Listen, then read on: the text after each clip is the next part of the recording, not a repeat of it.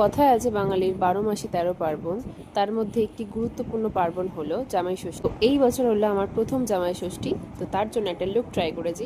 Let's see. কিছুদিন আগে আমি গিয়েছিলাম তারাপীঠে, তার ফুল ব্লগ খুব তাড়াতাড়ি আসছে। ফার্স্টে আমি ফেস ওয়াশ করে নেওয়ার পরে মুখে একটুখানি টোনার অ্যাপ্লাই করলাম। এই টোনারটা ইউজ করার পরে স্কিনে একটা রেডিয়েন্ট গ্লো আসে।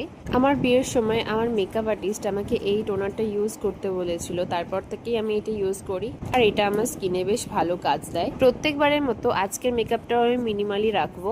একটা ক্রিম আর একটা লিপস্টিক ইউজের পর আমি এরপরে একটু মাস্কারা অ্যাপ্লাই করে নেব। এই স্টেপটা আমি কখনোই মিস করি না।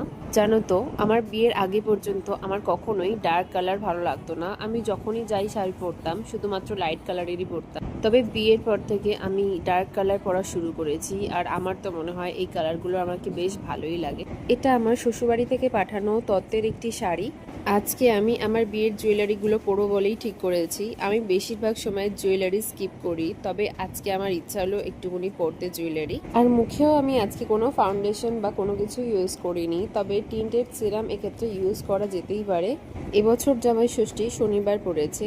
অনিন্দর জামাই ষষ্ঠীর দিন ছুটি ছিল না, কিন্তু আমরা পরে জানতে পারলাম যে যেহেতু আমার প্রথম বছর বিয়ে হয়েছে আর প্রথম জামাই ষষ্ঠী, তার জন্য যেহেতু ষষ্ঠী আষাঢ় মাসে পড়েছে, আমাদের নাকি ওই দিন যেতে নেই। তবে সেই দিন গিয়েও হয়তো আমার খুব একটা ভালো লাগবে না, কারণ আমার দাদার ছেলেটা সেই দিন যাবে মামার বাড়ি, অর্থাৎ আমার বৌদি যাবে নিজের বাড়িতে ষষ্ঠীর জন্য। এই রতন চূড়টা আমার ভীষণ পছন্দের। এটা আমার বিয়েতে আমি খুব সিলেক্ট করে কিনেছিলাম।